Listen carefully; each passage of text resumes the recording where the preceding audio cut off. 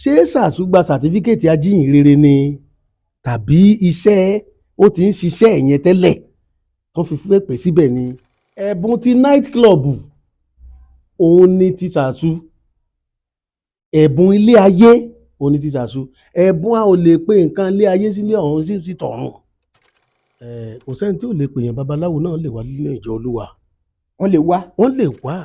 Ọmọ ìwọ ìdààmú àdúgbò ní ṣàṣù ó fi dá wa lọ sẹ́tí wọ́n bẹ̀ pé so a pe ìdààmú àdúgbò lọ́dà ìjọrú òun ni ṣàṣù tẹ̀ ń sọ yẹn. Tí wọ́n bá ti pe ṣàṣù síbẹ̀ ẹni tó pe ṣàṣù síbẹ̀ yẹn gan-an ṣé ó jẹ́ nìkan tí a mọ̀ pẹ̀lú òdodo. Pé olórin bíi Tọ́pẹ́ Àlàbí wá àwọn èèyàn náà máa lọ but tó bá lọ pe ṣàṣù àwọn èèyàn bíi ṣàṣù náà ló máa wá torí ṣàṣù náà fẹ́ wò. Pé kì í sọ̀rọ̀ Ọlọ́run náà fẹ́ gbọ́. Ọ̀rọ̀ Ọlọ́run kan náà fẹ́ gbọ́. Tó bá pe ṣàṣù síbẹ̀ yẹn ẹ jẹ́ kí n fi kankan irú ọ̀rọ̀ bẹ́ẹ̀ ṣẹlẹ̀ nínú Bíbélì. Ẹ wá wo ní Yorùbá àwọn àdàlù ọ̀pọ̀ ènìyàn tí ó wà pẹ̀lú wọn ṣe ìfẹ́kúfẹ̀ẹ́. Ó wá sọ pé nígbà tó ṣe ìfẹ́kúfẹ̀ẹ́ àwọn ọmọ Ísírẹ́lì pẹ̀lú sì tún sọkún wípé ta ni yóò fún wa lé ẹran jẹ. Wọ́n sọkún ẹran tẹ́lẹ̀. Àwọn àdàlù ọ̀pọ̀ ènìyàn dàrúdàpọ̀ ènìyàn tó mix wọn ṣàṣù dàrúdàpọ̀ ènìyàn ni láti mix ìjọ. Irú ṣàṣù tó ń lọ ṣé ṣàṣù wá jẹ́ gẹ́gẹ́ bí apọ́stù ni àbó jẹ́ bí wòlíì. Òun fúnra ẹ̀ mọ̀ ti sọ̀rọ̀ oníwòlíì lòun o ó ní kódà ìjọ tó ń gan káwọn èèyàn máa wá báyìí. Òun náà dẹ̀dọ̀ tó ń jẹ́ ìdààmú àdúgbò wòlíì. Ṣé ìdààmú àdúgbò náà ni wòlíì? Ṣàṣù ìdààmú àdúgbò ṣẹ̀ àbó nǹkan ló kọ́ ni. Wípé táwọn á máa sọ pé kò má wá kọrin pé òun á wá kọrin o ó ní kò sí bọ́n ṣe lè sọ tó òun máa wá kọrin nù jọ yẹn ni. A sọ pé òun dáa ju ọ̀pọ̀lọpọ̀ wòlíì lọ. Ṣé kìí sòótọ́ fún yín? Gbogbo nǹkan kọ́ lè hàn sọ tán. Ó mọ ibi tó ti ń pàdé pẹ̀lú àwọn fake prophet. Wọ́n mọ ibi tó ti jọ ń jẹun láwo. Nǹkan tèmi tẹ̀ wá rí ẹni wọ́n pe òun àti Pasuma bí. Sáwọn méjèèjì náà ló máa kọrin lọ́jọ́ kan náà. Bẹ́ẹ̀ni. Ṣé rí Pasuma yẹn? Èmi ò sọ pé orin Ọlọ́run ló ń kọ ṣùgbọ́n mo like ẹ̀. Pé ẹ sì fọwọ́ sí Pasuma. Mi ò lè sọ pé mo fọwọ́ sí ṣùgbọ́n mo like ẹ̀. Ok ẹ yé ti Portable. Mi ò hate ẹ̀ ṣùgbọ́n Portable ò fi ti chọ́ọ̀chì. Portable ò fi ti chọ́ọ̀chì. But Pasuma fi ti chọ́ọ̀chì. Ó fi ti chọ́ọ̀chì because ẹ̀kọ́ kan sì máa ń sọ̀rọ̀ nípa Jésù ó sì máa ń sọ̀rọ̀ nípa Ọlọ́run. Nǹkan tó wá lé mi kó pátápátá ni wípé ẹ jọ̀ọ́ wọ́n ní bá ṣe ń win ní Muslim wọ́n ní bá ṣe ń win ní anybody. Tí Muslim bá máa tẹ̀lé ẹ kì í ṣe pé bóyá wọ́n ló yí padà o ó rí nǹkan kan láyé ẹ pé eléyìí ó ṣe é tẹ̀lé ni. Bẹ́ẹ̀ mo sọ ó rí ni kì í ṣe pé bóyá anybody ló lè yí Muslim kó o tó bẹ́ẹ̀ kò sẹ́ni tó lè yí Muslim kó nú ẹ̀sìn wọn. Bọ́ ibi tó dùn mí jù ni pé mo forúkọ bo church yẹn láṣìírí mo sọ pé ó ní bá ṣe ń maintain olórin o nígbà tó fẹ́ pè mí. Irú boy tó ń lead àpàlà gangan Muslim ni wàá ṣe fẹ́ wìn ní ẹni o. Elijah wọ́n pọ̀ bẹ́ẹ̀ tó tẹ̀lé mi. Mo tún forúkọ bo ọmọ kan tó wá kọrin jọ yẹn àbí màá tẹ̀ dárúkọ ẹ̀ èyí tó kọ omi jẹ́ ojú mi. Òun wọ́n kọrin tán ní church yẹn bàbá bá kọrin o. Ṣé ẹ believe wípé choir master church tó bẹ̀ mí tó wálé mi tó dáàdi ẹjọ́ ẹ wà tó dọ̀bálẹ̀ sí gbogbo ẹ̀ adẹ́sọ mú ní wá ní ìnídìí owó wọn táwọn ọmọ wọn ká tẹ̀ fún wọn lówó mọ́tò wọn fún wọn lówó mọ́tò bí báńdì ṣe túká nìyẹn. So Alice bá náà nídìí owó ó nídìí owó kì í ṣe pé fúnra ẹ̀ nìkan fún àwọn ti maintain band ẹ̀yin náà lẹ sọ pé band yẹn dáa ẹ̀yin náà lẹ ó sì alágbàṣe Bíbélì sọ pé alágbàṣe ní orí ọ̀fọ̀ ó yẹ kí alágbàṣe jẹ nínú iṣẹ́ ogun ẹ̀. Respect is reciprocal. Bó ṣe rí nìyẹn èmi kọ́ kò gbà mí that's why of recent problem ta ní ní church mo fi hàn gbogbo èèyàn ní internet awo Ọlọ́run fi ìran yẹn hàn mí pé ìjọ máa wó bẹ́ẹ̀ ni mo dẹ̀ tú gbogbo páànù ká mi ìdè ní owó kankan. Kápẹ́ńtà tó wá tu ó ní dádì Ọlọ́run ló ní ká tún kí ní bóyá ló lè fi pé 3 months tán tíjọ máa wó tíjọ bá wó èṣù dẹ̀ mọ́ bó ṣe ń ṣe àwa máa arrange ẹ̀sọ́jọ́ Sunday wọ́n ní pásítọ̀ ṣe kí ni ó fi wọ́n rúbọ. So kó má sọ̀rọ̀ irrelevant complaining I don't know the pastor that we are talking about o Daniel Adeniyi Ayọ̀lá ní mi ní HCOD kó lè wọ́n lè wá bá mi ò mi ò kíá o pásítọ̀ yẹn fẹ́ bà ìjọ Cele jẹ́ ni àwọn ìjọ Cele àwọn ará mẹ́mbà Cele ò dẹ̀ nígbà torí Cele ti lórúkọ tẹ́lẹ̀ pé ìkà ni. gbogbo èèyàn ti gbé babaláwo náà pé àwọn Cele èmi dẹ̀ mọ àwọn ọmọ Cele tó gbé ọmọ náà gidi ni wọ́n. Ṣọlá dúró ju ayé tó ṣe first record mi ọmọ Cele ni very nice and humble brother like that. Mo ní àwọn ọ̀rẹ́ tó jẹ́ ọmọ Cele bọ́ èmi tó bá ti gbà fún tó. Portable ti wá fárígá báyìí ó ní dandan lá ọrùn kìnní kan làparò kú sí ni. òun ó tẹ bẹ̀ǹjọ́ náà òun sì wá o. Mo ń sọ fún gbogbo ẹ̀yin ọmọ Cele tẹ́ ń gbọ́ káàkiri gbogbo àgbáyé ẹ gbúdọ̀ gbà. Inú ẹ̀ ò dùn ló fi sọ̀rọ̀ ẹ̀. Ọlọ́run ló ní ikú lọ́wọ́. Pé kìí ṣe pé ó ríran. Mi ò ní kò ríran o òṣùgbọ́n Ọlọ́run ló ní ikú lọ́wọ́. Wòlíì ríran. Wòlíì ríran sí odidi ọba pé Ọlọ́run sọ pé kó palẹ̀ ilé ẹ̀ mọ́ kó máa kú títí ọ̀la. Ọba dẹ̀ náà ń dúpẹ́ lọ́wọ́ wòlíì pé ẹ ṣe sá. Ó lè jẹ́ kí wòlíì lọ tó wọ́n ló fèsì ògiri ó sọ fún Ọlọ́run pé bí tí mo bá rìn dé yìí tí màá wá kú Ọlọ́run tún wá rán wòlíì yẹn padà pé kí lọ sọ fún pé kò tí ì tó ikú ò tí ì tó. Ó ṣe pàtàkì ká mọ rírì ohun tí a ní tẹ́nitẹ́ni tàkísà ń tà tàn. Àṣàní and Àdùkẹ́ Foundation ní ìbáṣe pẹ̀lú ATJ Textiles gbé ètò ọlọ́jọ́ méjì kalẹ̀ fún National Adire Festival àkọ́kọ́ irú ẹ̀ tí àkórí rẹ̀ ń jẹ́ A Heritage A Sustainability tó wà fún ìgbélárugẹ àti ìṣàfihàn ohun ṣíṣe iyebíye aláìlẹ́gbẹ́ nínú aṣọ àdìrẹ wa. National Adire Festival àkọ́kọ́ irú ẹ̀ ní ìpínlẹ̀ Ògùn yóò mú dàgbàsókè bá ètò aṣọ àtàwọn ohun àjogúnbá wa ní Nàìjíríà àti jákèjádò àgbáyé. Friday 15 àti Saturday 16 December 2023 ni yóò wáyé ní Banquet Hall, June 12, Cultural Center, Kútọ̀, Abẹ́òkúta, ìpínlẹ̀ Ògùn, láago 10 òwúrọ̀, 10 a.m. daily. Bàbá ọjọ́ náà ni Olówù ti Òwu Kingdom, His Royal Majesty, Ọba Professor Saka Adélọlá Àdìsá Mátẹ̀mílọ́lá. Fún àlàyé lẹ́kùnrẹ́rẹ́, ẹ pè 0803-472-0409 tàbí 0703-897-7028. First National Adire Festival wọlé dépò. Ẹ jẹ́ ká kọ́wọ́ ti A Heritage A Sustainability. Wèrè olórin Zazu nílé Ọlọ́run ó ti dá wàhálà alẹ́ nígboro ayé tọ́pọ̀lọpọ̀ sì ń sọ wípé Zazu kẹ̀ láti wá kọrin nínú ìjọ ẹ̀mí. Ẹ mọ̀ wípé ìlú gángan lọ̀rọ̀ lé ayé bàbá lù ú tó bá kọ wájú sẹ́nìkan ẹ̀yìn ni ó kọ sọ́mọ ẹlòmíì. Olúwatóbilọ́ba Fásùgbà ló kọ mí. Mo kí yín bí tẹ́ ẹ ti ń wò wá jákèjádò àgbáyé. Ẹ kú dédé àsìkò yìí. Mo kí yín sà. Ẹ lè bá gbé súnmọ́ ẹnu díẹ̀. Ẹ ṣé sà. Tọ́ ẹ bá wa dárúkọ yín kẹ̀sì kí àwọn tó wò yín jákèjádò àgbáyé. Èmi náà ni ọmọ yín àbúrò yín ẹ̀gbọ́n yín bàbá yín Apostle Daniel Adéníyì Ayọ̀ọ́lá láti ìjọ TCMC tó wà ní Adígbẹ̀ẹ́ lẹ́gbẹ̀ẹ́ ilé abániṣe ní ẹ̀yìn police station.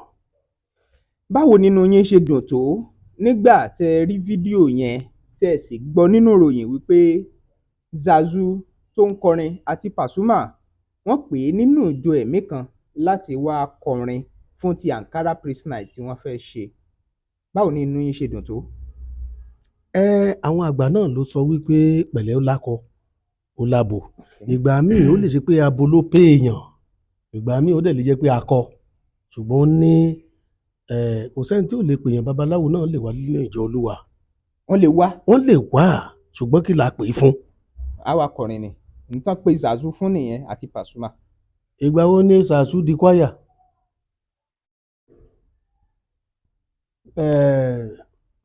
Atọ́kùn. Àgbọ́yé. Mo ní ìgbà wo ni Zazu di kwaya torí èmi mò ń gbọ́ ni. Bóyá orin yẹn sì ti ń di orin kwaya torí n tó ṣẹlẹ̀ rèé olórin ni òun náà nínú orin ẹ̀ ó ń fi ń pass àwọn messages kan ni.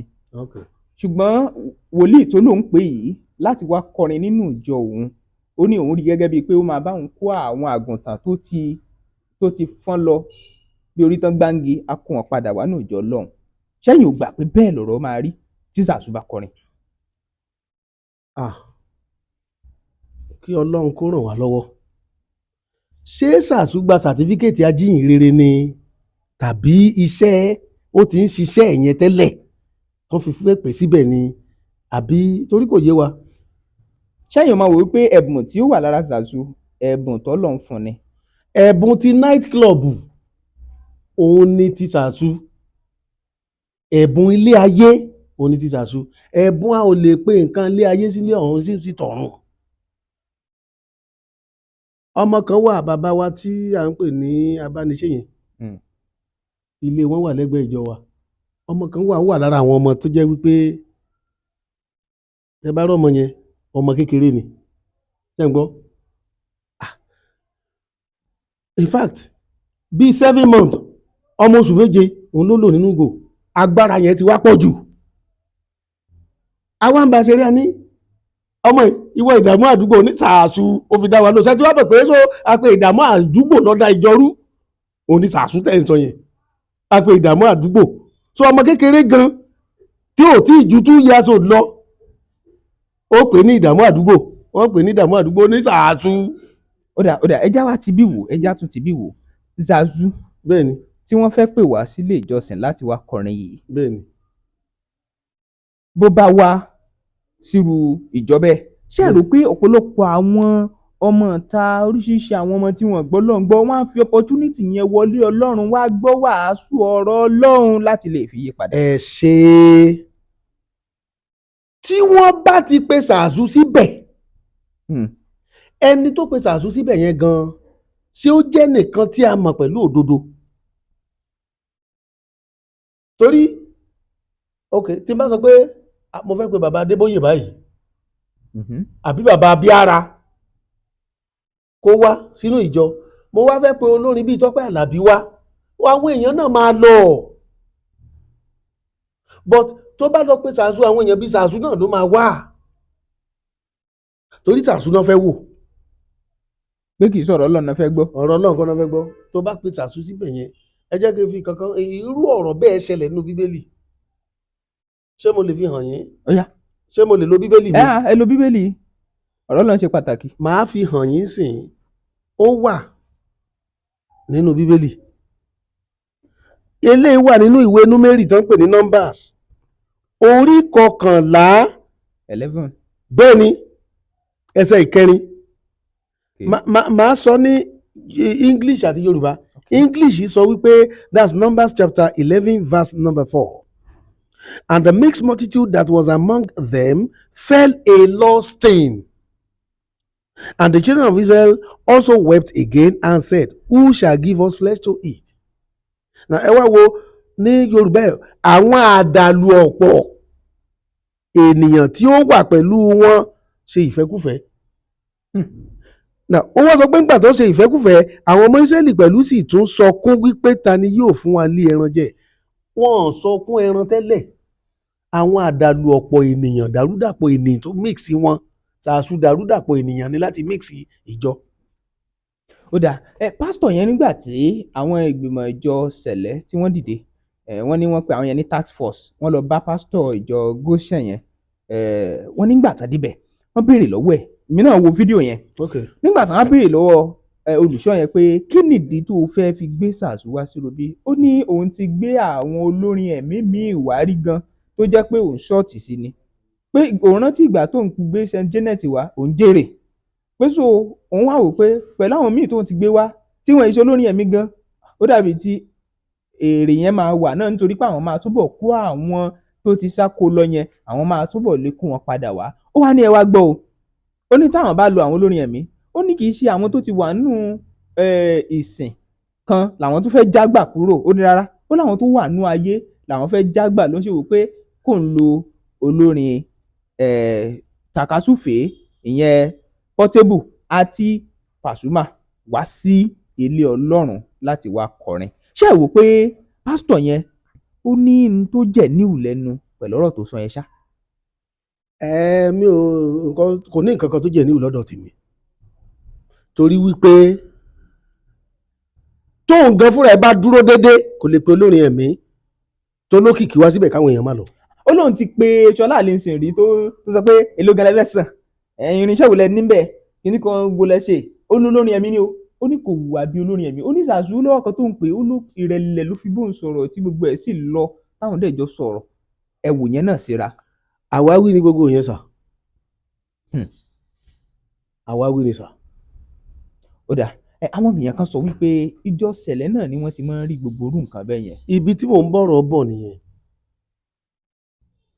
ẹni tó bá ti lórúkọ ó máa ń dìfẹ́ǹdì orúkọ ẹni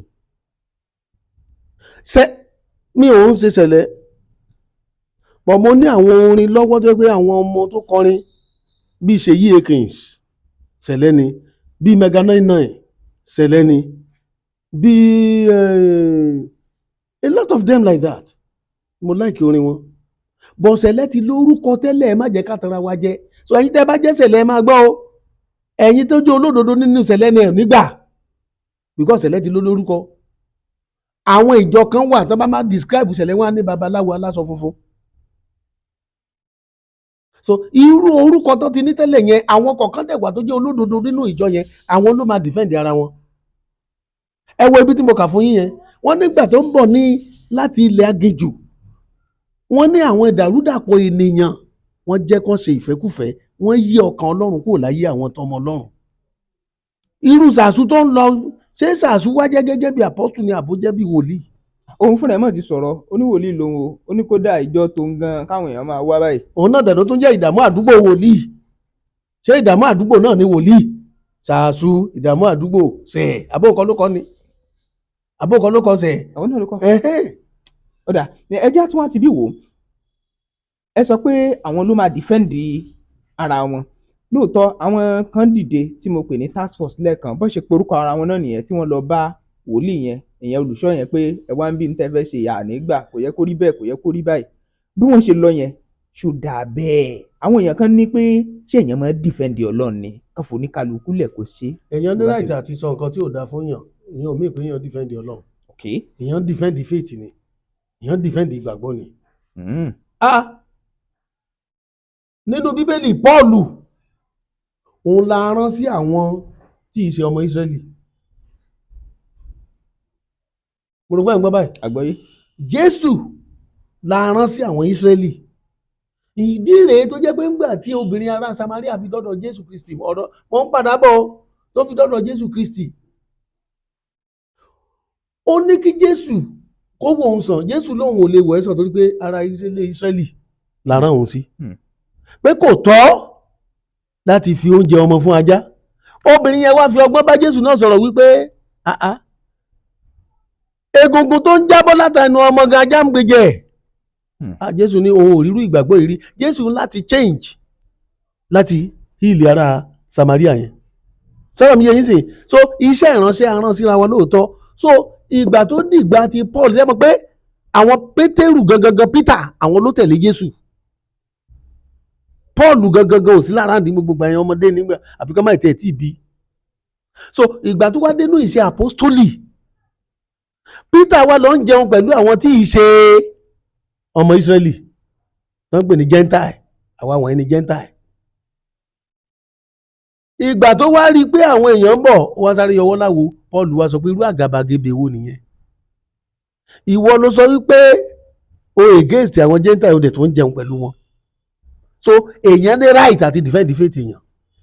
Ó dà ṣé nǹkan tí wọ́n ń gbìyànjú àti sọ báyìí ni wípé Ṣàṣù pé kò mọ́ tó àwọn míì gan nínú ìjọ àbáwọn torí ó sọ gbólóhùn kan kí àlàyé ọ̀rọ̀ mi lè yé yín dáadáa yẹn ìbéèrè kó lè yé dáadáa. Ó ní bó ṣe wà òun dájú ọ̀pọ̀lọpọ̀ pásítọ̀ míì lọ wípé òun dájú ọ̀pọ̀lọpọ̀ wòlíì míì lọ wípé táwọn á máa sọ pé kò má wá kọrin pé òun á wá kọrin o ó ní kò sí bọ́n ṣe lè sọ tó òun máa wá kọrin nínú ìjọ yẹn ni. A sọ pé òun dájú ọ̀pọ̀lọpọ̀ wòlíì lọ ṣé kì í sọ tán fún yín gbogbo nǹkan kọ́ lè hàn sọ tán ó mọ bí tán ti ń pàdé pẹ̀lú àwọn fake prophet wọ́n mọ bí tán ti jọ ń jẹun láwo ó máa sọ. ó lóun fẹ́ gba ọṣẹ ṣẹgbọn ṣé àwọn ọmọ ìjọwọ nìkan máa fáyìn ó láwọn gbọ́dọ̀ ṣèràpadà ìyẹn ńkọ́. Ṣé tí ẹ rí gbogbo ètò tẹ̀ ṣẹlẹ̀ ṣe ń gbọ́ mo ti ẹ̀ bí èmi mo ti ẹ̀ bínú ná torí ọmọ Ọlọ́run ò gbọ́dọ̀ bínú. Ìgbà tí mi ò mọ̀ gbọ́rọ̀ yẹn ń trẹ́ǹdì tí ìbá ṣe pé tẹ wá interview mi èmi ò mọ̀ àwọn pé tí bá ní mi ò mọ̀ nǹkan mi ò lè parọ́ fún mi ò mọ̀ tẹ́lẹ̀ but nǹkan tẹ́mi tẹ̀ wá rí ẹni ó pé wọ́n pé òun àti Pasuma bí sáwọn méjèèjì náà ló máa kọrin lọ́jọ́ kan náà. Bẹ́ẹ̀ ni. Ṣé rí Pasuma yẹn èmi ò sọ pé orin Ọlọ́run ló ń kọ ṣùgbọ́n mo like ẹ sì fọwọ́ sí Pasuma. Mi ì lè sọ pé mo fọwọ́ sí ṣùgbọ́n mo like ẹ̀. Ok ẹ yé ti Portable. Mi ò hate ẹ̀ ṣùgbọ́n Portable ò fi ti chọ́ọ̀chì. Portable ò fi ti chọ́ọ̀chì. But Pasuma fi ti chọ́ọ̀chì. Ó fi ti chọ́ọ̀chì because ẹ̀kọ́ kan sì máa ń sọ̀rọ̀ nípa Jésù ó sì máa ń sọ̀rọ̀ pa Ọlọ́run. There was a time tí Portable tẹ̀ sọ ó bú pásítọ̀ kan, ó bú, ẹ̀tún wá pé ẹni tó ń bú ìránṣẹ́ Ọlọ́run sínú ìjọ. Muslim kọ́ ni Portable yẹn ni. Ṣé ó lè ọjọ́ òun lẹ gbọ́tọ̀ àwọn tó jẹ́ pé Muslim gidi gan pé wọ́n pe Portable kó lọ kọrin ní mosque? Ibi tí mo ti respect àwọn Muslim nìyẹn, wọ́n fi ẹ̀sìn wọn ṣeré, wọ́n yẹ̀yẹ́ ara wọn. Àárín àwa Christian náà láti máa ń rí wọ́n ní ṣe bẹ́ẹ̀ ṣé mo fi bẹ̀yẹ̀ hàn yín nínú ìwé Númérì, àdàrúdàpọ̀ ènìyàn mix pẹ̀lú wọn. English says the mixed multitude, under mixed multitude ní gbogbo àwọn Portable yẹn wà. Pé tán Portable akọrin wọn kẹran mérò ni. Wọ́n kẹran mérò ni ẹ ṣe sà. Èmi kọ́ mo sọ bẹ́ẹ̀ mo yá yín. Kí ló fẹ́ sọ? Preaching wo ló fẹ́ sọ? Wọ́n ló ń pe ẹnìkan Janet òkú Janet onígbà tó ń pe Saint Janet. Wọ́n rérè gidi mbẹ́. Ìgbẹ́ngbà tó ń pa àwọn olórin yòókù tó pẹ̀lú àbí ni. Èmi ò lè rojọ́ púpọ̀, mo mọ Saint Janet fúnra mi personally. Mo mọ̀, so èmi ò lè sọ̀rọ̀ débẹ̀ yẹn. Ó dà pásítọ̀ yẹn olùṣọ́ yẹn mẹ́nu bà pé ọ̀pọ̀lọpọ̀ àwọn tí wọ́n pera wọn ní olórin ẹ̀mí yẹn pé wọ́n rude. Pẹ̀lú ọ̀rọ̀ tó sọ yẹn ṣé lè sọ pé ọ̀rọ̀ tó lẹ́sẹ̀ ńlẹ̀ níbí? Ṣé kìí ṣe òótọ́ kan fún yín? Nǹkan ti change láyé gan. Kò sí iye tó fẹ́ ná fún àlésìn tí ò ní ná jù bẹ́ẹ̀ lọ fún Portable. 5 million ní Portable ló ń gbà. Ṣé àlésìn fẹ́ gba 5 million lọ́wọ́ ẹ̀? Ọ̀rọ̀ rí o. Ẹ jẹ́ kí n sọ kankan fún yín. Ẹni tí ò bá mọ̀ nǹkan kan ń pa nǹkan kò lè sọ ń pa ẹ̀. Mo rò pé ń gbọ́ mi sà. Àgbọ́yé. Ìgbà kan wà tó yẹ pé ẹ wá bá mi nígbà kan tẹ́lẹ̀ fẹ́ ṣe interview fún mi tí rántí tá sọ̀rọ̀ pa àwọn promoter. Tí mo sọ nǹkan tí Bọ́lárìnwá Abíórò fojú Sunny Adé rí. Emperor Peter tó kú láìpẹ́ yìí, Bọ́lárìnwá Abíórò ló gbé Emperor Peter nígbà tí Sunny kò lọ́dọ̀ ẹ̀. Tí wàhálà gbogbo yẹn ṣẹlẹ̀ tó di ìkìlọ̀ fọ́mọ ọdẹ. Sọ̀rọ̀ mi yẹn, so mo mọ̀ much about music because èmi gan ṣe music. Èmi gan mo gbé record jáde nígbà kan. Mo rò pọ́nrọ̀ mi yé yín sí. So èèyàn ò lè máa sọ̀rọ̀ pa music kankan rẹpẹtẹ. Ìgbà kan wà nǹkan tó jẹ́ kí nǹkan méjì Ọlọ́run ò fẹ́ kí n kọrin káàkiri yàtọ̀ sí orin tí mò ń kọ nínú church. Kí ló dé? Ẹ ṣe. Mo ti so believe pé orin ni mo wá kọ, mo ti gbàgbé pé olùdásílẹ̀ ìjọ ni mí bí tí mo like orin dé. So Ọlọ́run dẹ̀ ń jowú, Ọlọ́run owú ni. Òun ló jẹ́ kí Ọlọ́run jowú fún pé nǹkan tí mo fẹ́ kó o ṣe tó o ṣe. Túmọ̀ Ọlọ́run owú nìyẹn. Ògo mi ò lè gbé fún anybody. Ọ̀pọ̀lọpọ̀ mọ̀ ìyàtọ̀ láàrin owú àti ìlara. Owú ni pé nǹkan tí mo ní mò ń defend ẹ̀ ò lè gbà lọ́wọ́ mi. Ìlara ni wípé o ní nǹkan lọ́wọ́ mo fẹ́ gbà lọ́wọ́ ẹ̀, mo ń wá ọ̀nà àti pa ẹ́. Ìlara nìyẹn. Mo ń wá ọ̀nà àti ṣe ẹ́ léṣe torí pé mo ń jowú ẹ débi ìparun. Ìjowú débi ìparun ni lára.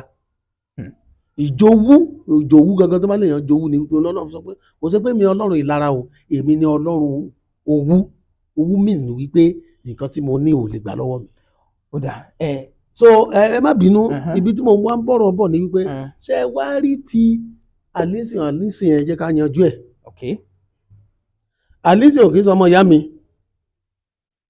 ò mọ̀ rí, kò kọrin lọ́dọ̀ mi rí, but ìgbà tí mo máa ń kó báǹdì kiri yẹn nǹkan ẹlẹ́ẹ̀kejì yàtọ̀ sí pé mo lọ́lọ́run owú tẹ́mi fi music lẹ̀ òun ni wípé ẹni tó lu gángan kẹlẹ̀ mọ̀ pé mi ò against kìíní, ẹni tó lu gángan tá a fi ṣe rẹ́kọ̀dì yẹn kí lórúkọ ẹ̀ producer mi ó wà lára àwọn àyàn Jésù wọ́n ń pè ní Àríyọ̀. Ọ̀nà pastor, I know you are very good in music. Adẹ̀kùgbò àjọ Àríyọ̀ yẹn, Wọlé Àríyọ̀ àti Túndé Pedro ń kọrin àti èmi àwa mẹ́tẹ̀ẹ̀ta produce la jẹ́ producer orin mi. Èmi kan torí pé mo ní grace láti produce, mo ní mo fi jẹ́ supporting producer and the singer. But àwọn tó jẹ́ major producer orin mi tí mo ṣe ń gbà yẹn Wọlé Àríyọ̀ àti Túndé Pedro ni. Mo rò pé ẹ̀ ń gbọ́ mi báyìí. Àgbọ́yé. Ìgbà tá a wá ṣe rẹ́kọ̀dì yẹn nǹkan tó lé mi kó ń bẹ̀ pátápátá nìyẹn o. Ọjọ́ ta lọ kọrin ní chọ́ọ̀chì kan, ṣe bílí pé chọ́ọ̀chì yẹn wọ́n pè ní Dominion ní Kwari, chọ́ọ̀chì Bishop Alaya. A ti lọ kọrin ní Winners Headquarters Ògùn Abẹ́òkúta. Ìgbà yẹn ni Pastor David ibi Obamimọ wà ń bẹ̀, wọ́n pe Tọ́pẹ́ Àlàbí tán náà pé báǹdì mi so and 12 member ní báǹdì mi torí kan tí bá fẹ́ ṣe mo máa ń fẹ́ ṣe kó dáa ìwọ ni omele lákọlábo gbogbo ẹ̀ pé ni sax everything pé inú orin mi gbàtà lọ kọrin bẹ̀ gan àwọn inú àwọn èèyàn dùn pé pásítọ̀ dẹ̀ nẹ́ni bọ̀ ibi tí mo ń bọ̀ ni pé ọjọ́ tá a wá lọ kọrin ní Dominion Bible Church ọmọ tó yẹ kó kọ auto gbàtà máa pe abẹ́ ọkùnrin ló ti ń dáhùn. báwo lẹ́yìn ṣe mọ̀ bẹ́ẹ̀. àwa mọ̀ ni ẹnìkan ló sọ fún wa pé. ríngìntàn ẹ ti dún. ìyẹn bẹ́ẹ̀ nǹkan tó wá lé mi kó pátápátá ni wípé ẹ jọ̀ọ́ wọ́n ní bá ṣe ń win ní Muslim wọ́n ní bá ṣe ń win ní anybody tí Muslim bá máa tẹ̀lé ẹ kì í ṣe pé bóyá wọ́n ló yí padà o ó rí nǹkan kan láyé ẹ pé eléyìí ó ṣe é tẹ̀lé ni bẹ́ẹ̀ mo sọ ó rí ni kì í ṣe pé bóyá anybody ló lè yí Muslim kó o tó bẹ́ẹ̀ kò sẹ́ni tó lè yí Muslim kó o nú ẹ̀sìn wọn bàbá kan para wọ́n tọ́ra ajá pa àmọ́ ẹni tó máa tẹ̀lé ẹ ó rí ìwà kan tó inú ẹ dùn sí ni ibi tí mo bọ̀rọ̀ bọ̀ mo ní wípé ṣé I believe pé Muslim ní Sàráfà Ọ̀yọ́ náà ń pe ọmọ yẹn tó wà lára àwọn tó ń líìdì gángan fún Òbésèré lára àwọn tó lùlù fún mi nínú rẹ́kọ̀dù àfẹ́sọ́nà tí mo ṣe ń gbà yẹn àwọn bàbá Gòkè Babalọ́lá ẹjọ́ wà ní mídíà gbogbo àwọn olópolówó rẹ́kọ̀dù mi gbà yẹn àwọn kásínàtì tẹ́lẹ̀ mọ̀ pé ọ̀rọ̀ àwàdà kọ́ leléyìí tó mi ò fẹ́ sọ̀rọ̀ débẹ̀ torí pé iṣẹ́ tá a gbélé mi lọ́wọ́ mo dẹ̀ ti mọ́kàn fún un bẹ́ẹ̀ anytime I sing in the church so bọ́ ibi tó dùn mí jù ni pé mo forúkọ agbo church yẹn láṣìírí mo sọ pé ó ní bá ṣe ń maintain olórin o nígbà tó fẹ́ pè mí irú boy tó ń líìdì àpàlà gangan Muslim ni wàá ṣe fẹ́ wìn ní ẹni o Elijah wọ́n pọ̀ bẹ́ẹ̀ tó tẹ̀lé mi mo tún forúkọ agbo ọmọ kan tó wá kọrin jọ yẹn àbí màá tẹ̀ dárúkọ ẹ̀ èyí tó kọ omi jẹ́ ojú mi òun wọ́n kọrin tán ní chọ́ọ̀chì yẹn bàbá bá kọrin o ṣe believe wípé choir master church tó bẹ̀ mí tó wálé mi tó dádì ẹjọ́ ẹ wà tó dọ̀bálẹ̀ sí gbogbo ẹ̀ adẹ́sọ mú ní wá ní ìnídìí owó wọn táwọn ọmọ wọn káàtì ẹ̀ fún wọn lówó mọ́tò wọn fún wọn lówó mọ́tò bí báńdì ṣe túká nìyẹn so àlísì bá náà nídìí owó ó nídìí owó kì í ṣe pé fúnra ẹ̀ nìkan fún àwọn ti maintain band ẹ̀yin náà lẹ sọ pé band yẹn da ẹ̀yin náà lẹ ó sì alágbàṣe bíbélì sọ pé alágbàṣe ní orí ọ̀fọ̀ ó yẹ kí alágbàṣe jẹ nínú iṣẹ́ ogun ẹ̀ respect is reciprocal bó ṣe rí nìyẹn èmi kọ́ kò gbà mí that's why of recent problem ta ní ní church mo fi hàn gbogbo èèyàn ní internet àwo ọlọ́run fìran yẹn hàn mí pé ìjọ máa wó bẹ́ẹ̀ ni mo dẹ̀ tú gbogbo páànù ká mi ìdẹ̀ ní owó kankan kápẹ́ntà tó wá tu ó ní dádì ọlọ́run ló ní ká tún kí ní ìbóyá ló lè fi pé 3 months tán tíjọ máa wó tíjọ bá wó èṣù dẹ̀ wọ́n bó ṣe ṣe àwa máa arrange ẹ̀ sọ́jọ́ Sunday wọ́n á ní pásítọ̀ ṣe kíni ó fi wọ́n rúbọ so kó má sọ̀rọ̀ irrelevant complaining I don't know the pastor that we are talking about o Daniel Adeniyi Ayọ̀lá ní mi ní h-code kó lè wọ́n lè wá bá mi ò mi ò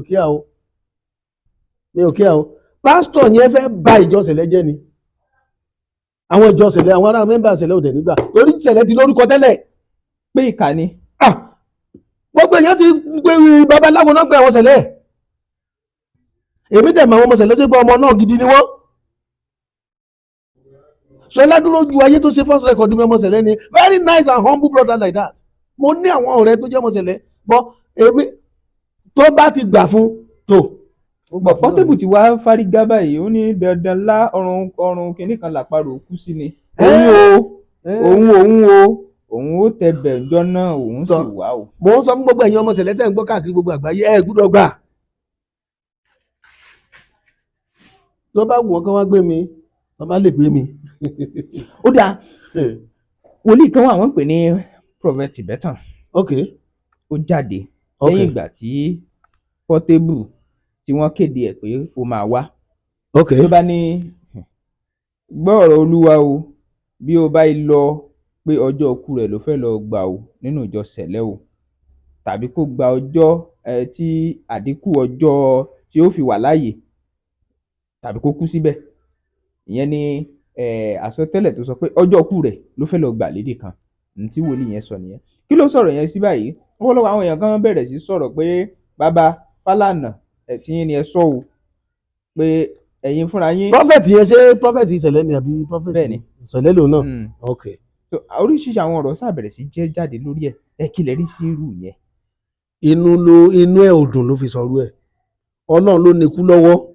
pé kìí ṣe pé ó ríran. mi ò ní kò ríran o, ṣùgbọ́n Ọlọ́run ló nikú lọ́wọ́. wòlíì ríran.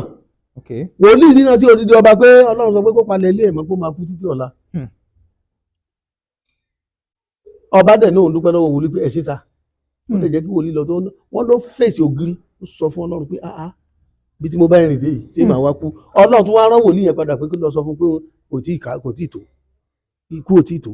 ikú ò tí ì tó kó lọ sọ fún padà. the same Ọlọ́run ló sọ fún Isaiah ó ní wòlíì yẹn ó ní pé kó lọ sọ fún Ezekiah pé wàá kú palẹ̀ ilé ẹ mọ́. òun náà dẹ̀ ẹ ṣe sáà ìyẹn dẹ̀ ló bá wọ́n ló and he faced the wall. He started praying, counting things he has been doing for God. gbogbo nǹkan tó ti ṣe fọ́lọ́run ló ná gbé ọlọ́sẹ̀ àṣírí wàá wá mú mi lọ́kùn. wọ́n ní Ọlọ́run ò jẹ́ kó kú, Ọlọ́run á di 15 more years. ìgbà tí 15 years yẹn pé gan wọn sọ fún wa kó kú. Kódà lẹ́yìn ìgbà tí wòlíì yẹn sọ̀rọ̀ tán ó ní Portable wá jáde ó wá tú sí wòlíì yẹn lójú padà pẹ̀lú oríṣiríṣi àwọn ọ̀rọ̀ wípé wọ́n jẹ́ lọ ó sàsọ àwọn ọ̀rọ̀ kò bá kún gbé sí wòlíì yẹn pé gbogbo eléyìí tán sọ yẹn kì í ṣe tòun o kíní kankan igbá kan àwo kan ó sọ gbogbo oríṣiríṣi àwọn ó ní right pẹ̀lú ọ̀rọ̀ tí Portable wá sọ yẹn ṣó dà bẹ́ẹ̀ ṣó tọ̀nà. ṣé Portable mọ Ọlọ́run ni ṣé ó mọ Kristi ni? ó máa ń wọ sùtánà. èyí ń wọ fáwọn tó ń ṣiṣẹ́ fún ni. ó ń wọ sùtánì fáwọn tó ń ṣiṣẹ́ fún ni. ṣé sùtánà tó wọ̀ wá kọ́ ni pé ó mọ Kristi. Kódà ibi tọ́rọ̀ wá tún wà báyìí àwọn kan ní ká ní Portable tó bá lọ sírú ilé ìjọsìn yẹn tó dẹ̀ lọ kọrin fún wọn ó lè tibẹ̀ yí padà kó sì gba Ọlọ́run lọ́ba àwọn ọba kó sì gba Jésù gẹ́gẹ́ bí olùgbàlà òun náà bá di ọmọ ìránṣẹ́ Ọlọ́run. ṣé bí wọ́n ń ṣèdájọ́ láàrin ara wọn ni ìdájọ́ wà lọ́wọ́ Ọlọ́run ọgbọ́n kọ́ la fi ń sọ. ọ̀rẹ́ mi ìwọ náà lè máa gba dọ́là kì í ṣe sogúndogójì o tí wọ́n ń pè ní Ponzi scheme tàbí pyramid scheme. báwo ló ṣe ṣe?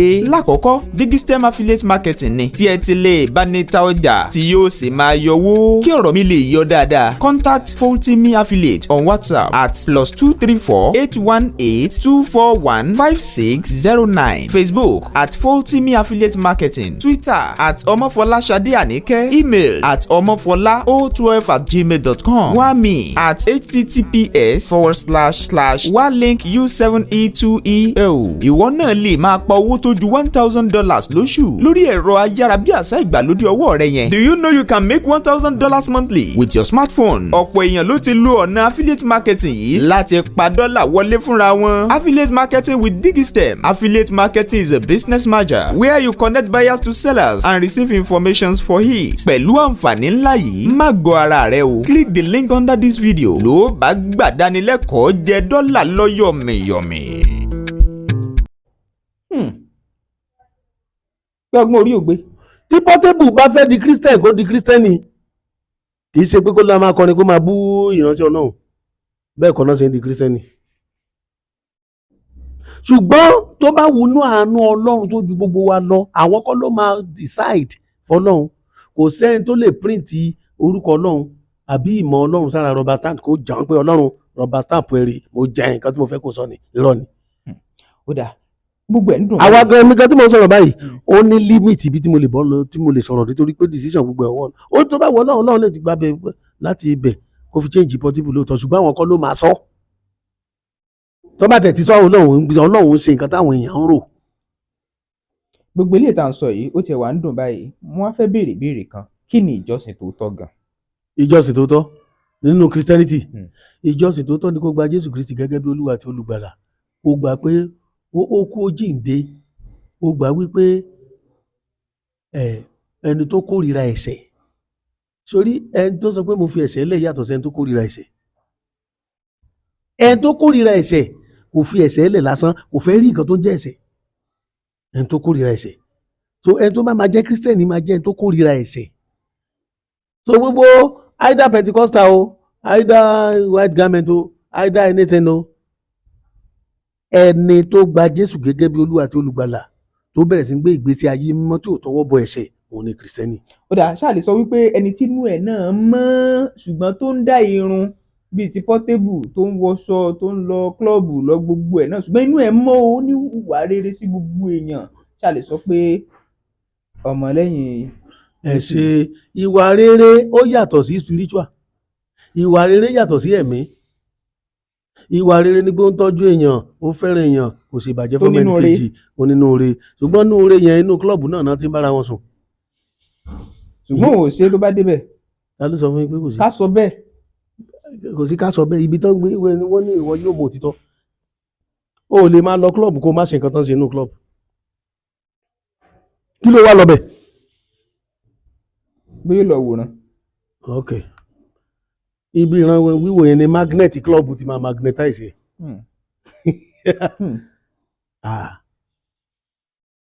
I said something money.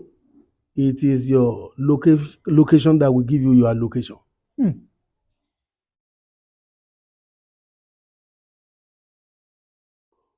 O lè wà nínú eatery kò ló ń gbóòórùn ṣáláńgá ń bẹ̀.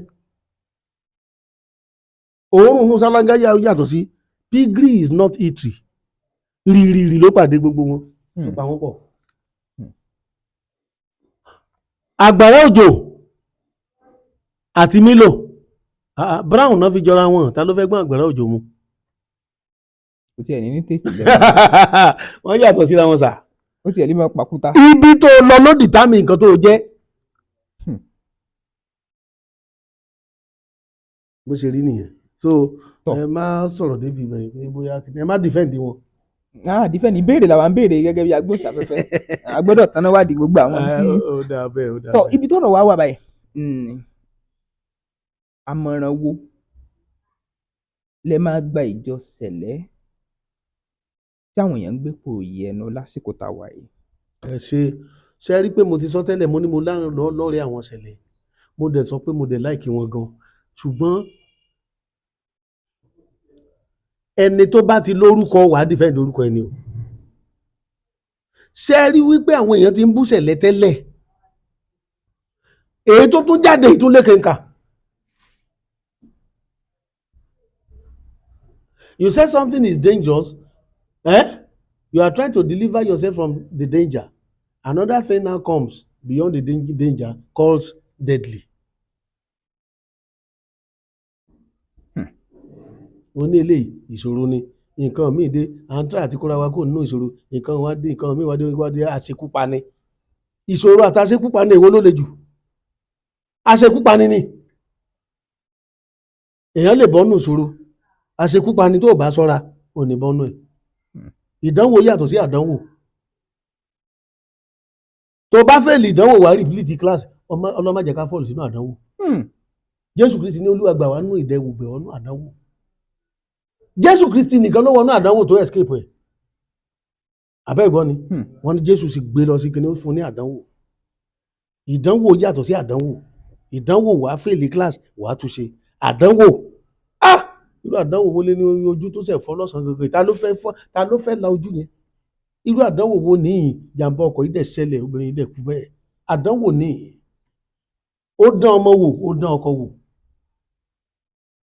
Báwo náà sì fẹ́ bẹ̀rẹ̀?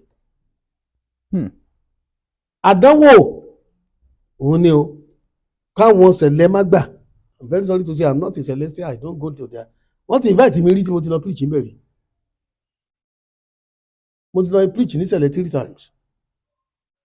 So mi lè sọ pé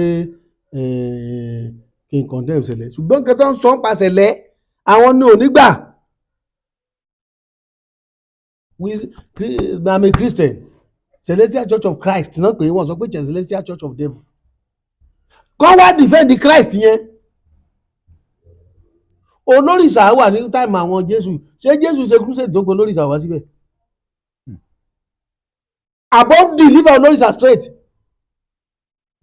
Ikọ́ tó ṣe ni mo já kó lára straight. Sákéwù agbowó òde tax collector ó ní wá sílé mi léni, ó ní ìgbàlá wọnú ilé pápápá wọ́n dẹ̀ ló dẹ̀ deliver ẹ̀kọ́ ní gbogbo ó dẹ̀ sọ fún yé jalè kiri yé gbogbo táàkì tó ń jí yẹn ṣọ́ra.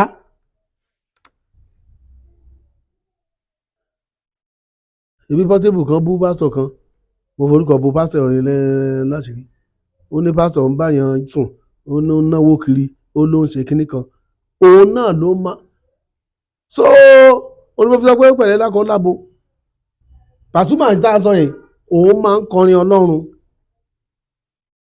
ó lè ṣe pé for the fun of it ó sì ní ìbẹ̀rù Ọlọ́run ó ń kọrin Ọlọ́run ó ń kọrin Jésù ó ń kọrin Muslim ó ń kọ. èmi kọ́ ni máa judge anybody ṣùgbọ́n this time around. ẹ fẹ́ judge. mi ò judge. Okay. This time around mo advice wọn kan má pè Portable mi sọ pé Portable Ọlọ́run ló mọ ẹni tó máa là torí wà ní Bíbélì àwọn míì wà sí pé towards the end ìgbà tó bá fẹ́ fàyè lẹ̀ náà máa rí ìgbàlà so kò sẹ́ni tó lè judge ibẹ̀ ṣùgbọ́n lọ́wọ́ ikú pé wọ́n ń pèèyàn ẹ kọ́kọ́ lọ ṣiṣẹ́ ìgbàlà Portable náà. lọ ṣiṣẹ́ ìgbàlà because Portable èèyàn bíi ti tèmi náà ni ẹ lọ ṣiṣẹ́ ìgbàlà ṣùgbọ́n Portable ò fi ti church for now. ó dà ìyẹn gbọ́ tìta ó jókòó ní ọjọ́ ìsinmi tó kọjá yìí. Okay. Bàbá pásítọ̀ Adeboye wọ́n sọ̀rọ̀ wọ́n ní nígbà táwọn bá fẹ́ lọ wọ́n ṣàlàyé báwọn ṣe fẹ́ kó rí bó ṣe máa rí pé àwọn fẹ́ kó dàbí tẹ̀gbọ́n àwọn kan ni o nígbà tó fẹ́ kú gbà náà lọ́hùn pé ẹ̀gbọ́n àwọn yẹn pé bí ọ̀rọ̀ kú ẹ̀ ṣe rí làwọn ṣe fẹ́ kátà àwọn náà rí wọ́n dẹ̀ ṣàlàyé wọ́n ní ohun táwọn wà ní pé kí ìyàwó àwọn kó ti dáná báyìí oúnjẹ tó dáa tó dùn káwọn dẹ̀ máa lọ. kó ti jẹ tán. wọn tiẹ̀ sọ bóyá káwọn ti jẹ tán torí ẹ̀gbọ́n wọn yẹn ò tíì jẹ wọ́n ti prepare oúnjẹ tán ni ǹjẹ́ kí wọ́n pe ẹ̀gbọ́n wọn yẹn pé ó yá ọ̀nkù wọn yẹn pé ó yá ẹ wá jẹun o inú tọ́lẹ̀tì ni wọ́n ní àwọn dákẹ́ sí nígbà náà lọ́hùn. so àwọn á sọ pé irú ìgbésí ayé yẹn irú ọ̀nà tó ń gbà lọ yẹn ló wu àwọn náà láti gbà lọ. kí ni wọ́n sọ̀rọ̀ yìí sí? àwọn èèyàn ní èyí mọ̀ tún kà sí ara o. àwọn kan ní bàbá mọ tó ń sọ o torí nínú àlàyé wọn wọ́n ní kò dìgbà téèyàn bá tó síìkì téèyàn bá tó ṣàárẹ̀ téèyàn ò tó kú. gẹ́gẹ́ bí ìránṣẹ́ Ọlọ́run kí lè rí sí yẹn. ẹ ṣe èèyàn ní ráìtì àti sọ nǹkan tó ń fẹ́ fọ́lọ́run kò sẹ́nìkan láyé tí ò ní tán bá béèrè lọ́wọ́ yín nǹkan tẹ́ ẹ̀ fẹ́ ṣé ẹ̀ ní sọ fọ́lọ́run. ó sọ ọ̀pọ̀lọpọ̀ ló hang lọ́rùn wọn. Bàbá Adébóyè ń control tó bá nǹkan tí redeem jẹ́ population redeem tó bá ní kákàǹtì gbogbo ẹ̀ all over the world ó ju Republic of Benin àti Togo lọ by population. so ẹni tó bá dẹ̀ ń ṣe báyẹn ó láwọn tó ń tẹ̀lé lẹ́yìn yẹn sọ pé ó láwa tá à ń tẹ̀lé lẹ́yìn àbọ̀rọ̀ mi ò yé yín. so nígbà tí bàbá sọ pé ó ní bóun ṣe fẹ́ àbí ṣé kó sọ pé ó dákùn bọ́ sẹ́nu tírélà ni àbí kí ni ó ní bóun ṣe fẹ́ àwọn tó ń criticize yẹn náà káwọn náà sọ báwọn náà ṣe fẹ́ tó bá fẹ́ kú sórí òfurufú kan kú tọkọ mi bá fẹ́ rù wọ́n lọ kó rù wọ́n lọ but bí mi ṣe ń fẹ́ òun ni mo sọ. bàbá tẹ̀ ti sọ bí almost 20 something years ago ó lọ́jọ́ tóun bá máa lọ pé bó ṣe wù òun kóun jẹ yán tán ní ọjọ́ Sunday kóun dẹ̀ sùn. irú tó farapẹ́ náà ni wọ́n sọ. mi ìmọ̀ kan tó sọ yẹn láìpẹ́ yìí torí mo ní kébù àwọn kébù TV fún àwọn free to air Christian nílé mi but mi ti ẹ̀ wo channel torí nǹkan tí mo ń ṣe pọ̀ nǹkan tó wà lọ́wọ́ mi pọ̀ ń sìn kò jẹ́ kí n ráyè wo àwọn kíní yẹn but ìyẹn ò kò sọ̀rọ̀ yàn ń bẹ̀ẹ́ náà. ṣùgbọ́n àwọn èèyàn sọ pé wọ́n ti máa ń tẹnu mọ́ ikú jù. ṣé ń gbà tó bá di èèyàn wà ní 80 something years old ẹ wá ló tẹnu mọ́ ikú ọjọ́ wo ní fúnmọ́ kó nìkú. lórí àwọn èèyàn máa ń sọ pé ayé dùn. ayé wo ló dùn Bembeyeke ṣé kí n so tọkàn fún yín mi ò láìkì ìgbéraga ẹni tí a bá fi ọ̀run hàn a kórìíra ayé. a kórìíra ayé. mo ti sọ fún yín gbà kan rí pẹ̀lú gbogbo jẹ́ẹ̀tì gun plane gun gbá. nínú AC. a fi hàn wá ni ẹ̀ẹ̀mejì ní a fi ọ̀run hàn mí láti Kánò wọ Abẹ́òkúta ń bì almost 150 days mo fi gbààwẹ̀ àti àdúrà. ẹ sì ń rí ọ̀run. ìyanu ṣẹlẹ̀ àjẹfọwọ́kàn mi ó kú dànù ni ìyanu ṣẹlẹ̀ ní táìmù tí mo sọ yìí tó súnmọ́ Ọlọ́run ló rí Ọlọ́run. mo gbàdúrà níjọ́ kan mo sùn lọ báyìí àwa fi mí lọ sí ọ̀run mo wá rí tí àwọn tó yẹ pé iná ń jó wọn báyìí tán na ẹsẹ̀ tí iná ń jó wọn tí ń na ẹsẹ̀ nínú iná. ṣé máa báwọn Muslim ṣe máa ń tẹríba yẹn gbàdúrà yẹn bẹ́ẹ̀ ni gbogbo wa ti ń tẹríba lẹ́ẹ̀kan náà a tó máa dìde. mo wá wà ní bí mo ṣe gbààwẹ̀ àti àdúrà tó tí mo gbé ìgbésí ayé mímọ́ tó second to the last seat ni mo wà. second to the last seat. second to the last seat ni mo wà. bóyá Ọlọ́run wá fẹ́ fi nǹkan tó ṣẹlẹ̀ mo wá rí wípé odò kan wá wà odò yẹn wá dúdú lọ ó tó láti rú Abẹ́òkúta báyìí dé Ìbàdàn. láì ṣe Black Sea. mi ò rí rẹ̀ rí ẹ̀yìn odò yẹn a wá fi tẹlifíṣkópù ọ̀run hàn mí tí mo wá rí àwọn tó ń jó nínú iná. mo wá sọ fẹ́ni tó wà lẹ́gbẹ̀ẹ́ mi pé yẹn ní kò sí báìbù ń bí àwọn tí ó kọ̀ tí ò gbọ́ nǹkan tí báìbù sọ ń gba ẹ̀wọ̀n ló ń jó yẹn. mo wá rí wípé iwájú lọ́hùn níbi tí ìtẹ́ ọ̀run gangan wà tí Ọlọ́run wà gangan mo rí pé ìmọ́lẹ̀ ni mo rí mi ò rí Ọlọ́run o. mo sáré pé lẹ́ẹ̀kan náà gbogbo àtúmọ̀ àtẹríba àtúmọ̀ dìde àtúmọ̀ àtẹríba àtúmọ̀ dìde. mo padà kúrò nínú ìran yẹn nígbà tí mo máa jí báyìí mo ní Ọlọ́run kí ló dé tó ibi sọ́dọ̀ ẹ̀mí ìfẹ́ ibi ìmọ̀ gbogbo ayé wá dàbí ìgbẹ́ lójú. pé bí wọ́n ṣe ń tẹríba tí wọ́n ń gbórí sókè yẹn ó ti wù mí. ẹlẹ́ẹ̀kejì ní táìmù tí mo ń gbààwẹ̀ àti àdúrà ní around 2021 a wà nínú mọ́tò mo preach tán ní látìkó bí mo ṣe sùn lọ nìyẹn wọ́n wá mú mi lọ ìgbà yẹn mo ti rò pé bóyá irọ́ ni mo wá mú wọnú street kan gold ní gbogbo street yẹn wọ́n wá mọ́ kò sí koríko kò sí anything kò sí gbẹ́ kò sí anything bẹ́ẹ̀ ṣé nígbà tí mo fi jí báyìí mo lajú sí òkè mọ́sàn báyìí nínú mọ́tò mi ní Ọlọ́run kí ló dé tó mú mi sọ́dọ̀ ẹ̀ báyìí bókè mọ́sàn ṣe dáa tó yẹ bó ṣe beautiful tó ó dàbí ìgbẹ́ lójú mi ni ẹni tí a ò fi bẹ̀ hàn ó ṣòro orin kan wà ó ní ta ló lè sọ pé adùn ayé yìí dájú tọlọ́run lọ kò sí so àfihàn wa ni most of it bá ṣe máa ń misbehave àìlè dáríjì ra wa tara ní ẹni tó ń gbààwẹ̀ kò lè dẹ́ṣẹ̀ torí pé ó tiẹ̀ ti wo gbogbo ẹ̀ ti ṣú ẹ̀ mọ́ nígbà tó ń jẹ bá dé ni wàá mọ̀ pé nìkan ọ̀pẹ́rẹ́sì ẹ̀ ìgbà ni wọ́n mọ̀ pé nìkan ṣe kíní kan ayé ni gbogbo ẹ̀ máa parẹ́ sí so àwọn ìránṣẹ́ Ọlọ́run ẹ jẹ́ ká jẹ́ good example advice mi nìyẹn ẹ jẹ́ ká jẹ́ good example ẹ yé bà wá jẹ́ kiri tó bá mọ̀ pé fẹ́ win ní portable lọ́ba ilé ẹ̀ náà fọmọ ọlọ́mọ lẹ̀ náà ẹ yé bà wá jẹ́ kiri ọjọ́ mélòó lẹ gbọ́ pé wọ́n pe anybody ṣebí muslim ní portable kí ló dé tí wọ́n pè ní mosque wo muslim wọ́n respect Ọlọ́run jù wá lọ ẹ wo gbàgbé ẹ̀jà rí mi ò fẹ́ máa sọ̀rọ̀ jù mi ò fẹ́ sọ̀rọ̀ jù ibi tí òótọ́ ọ̀rọ̀ bá wà ká sọ bó ṣe wà nìyẹn. tọ́ ọ̀rọ̀ rèé o wọ́n mọ̀ wípé oníkálukú bẹ́ẹ̀ ṣe ń wo fídíò yìí ẹ ti máa ní àwọn ọ̀rọ̀ kan tó ń gbé nínú yín ní comment section ẹ̀yin náà lè pàdé wá ń bẹ̀ ẹ já mèrò yín kẹ́ ẹ sì tún ṣe kíni ẹ share fídíò yìí fáwọn ẹlòmíì dáadáa lóní Bembeyeke nígbà tẹ́ bá ṣe yẹn á lè ṣàǹfààní fáwọn ẹlòmíì pẹ̀lú ẹ wò ó ṣe pàtàkì kẹ́ subscribe kẹ́ sì máa tẹ̀lé wa lórí Bembeyeke comedy níbẹ̀ a máa kẹ́kọ̀ọ́ a máa rẹ́rìn lóòótọ́ ṣùgbọ́n àwọn ẹ̀kọ́ àti ìgbélárugẹ àṣà wa àti èdè wa yẹn ó ṣe pàtàkì ó ṣe kókó èyí àìmọṣẹ́ kọ̀ máa já. àmọṣẹ́ kọ̀ máa já ṣé ní ká fi ń lù ú ní ká fi ń lù ú àbí àmọṣẹ́ kọ̀ máa já a máa jó òṣèré rántẹ́ yìí. àìmọṣẹ́ kọ̀ máa já. àìmọṣẹ́ kọ̀ máa já ló lè padà mọ́ sílé lórí ìrárẹ̀ lọ. Stop it.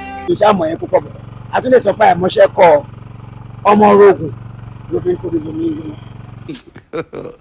God have mercy upon us. ẹ subscribe sí kẹ́ ẹ lè share ẹ̀ fáwọn ẹlòmíì tó lẹ́ẹ̀kan sí mo kí yín ẹ bá wa dárúkọ yín àti ilé ìjọsìn Ọlọ́run tí ń lò yín. Èmi ni Apostle Daniel Adeniyi Ayọ̀ọ́lá ní H Court Street, Adigbe, Abẹ́òkúta, Nàìjíríà. Nọ́mbà mi tẹ́ lè pè mí sí òun náà ní 0803 111 4450 0803 111 4450. Daniel Ayọ̀ọ́lá Apostle ni mí. Torí ó ṣeéṣe kán alẹ́ni tó fẹ́ béèrè ìbéèrè ni o tàbí ààrẹ tó fẹ́ bá wọn sọ̀rọ̀ kan lórí àwọn nǹkan tí wọ́n ti ṣàlàyé yìí lórí náà ò pé òkè ẹ jẹ́ kó ń pè wọ́n. Ìyẹn bẹ́ẹ̀ ó gbọ́ títà ó jókòó. Olúwatóbilọ́ba Fásùgbà lórúkọ tèmi, Bembeyeke lẹ̀ ń pè mí. Lónìí mo mọ̀ pé tí wo ló ní Bembeyeke, ó yá ẹ máa share ẹ̀ fáwọn ẹlòmíì náà lóní Bembeyeke. D-Fash Express Logistics Services has gone far, even beyond your imagination, to serve you better in Ibadan and beyond. D-Fash Express Logistics Services has proven integrity to make you get whatever you want, wherever you are, and whenever you wish. Our services include global and local courier services, e-commerce, express delivery, pickup and delivery, and a lot more. Your convenience and safety of your parcels and luggages are so paramount to us. For further inquiries, please call D-Fash Express Logistics Services on 0906 727 0530 and 0805 467 5088. D-Fash Express Logistics Services. Your convenience is our priority.